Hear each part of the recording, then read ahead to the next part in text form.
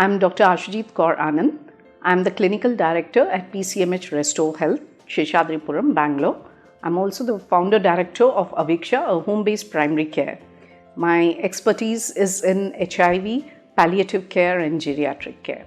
If you have been tested as COVID-19 positive, you need not panic because most of the people, that is about 80 to 90% of the population, have a very mild kind of infection of COVID-19 where they have cough, cold, fever, running nose.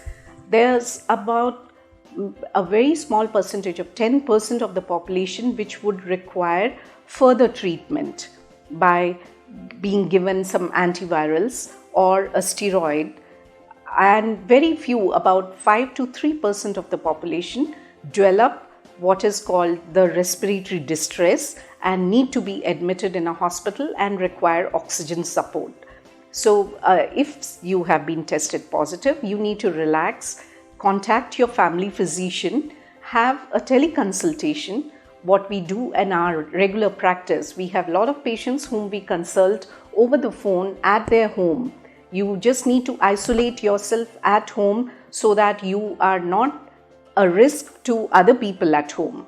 And if somebody in the house also develops some symptoms, it is best to get them as well tested.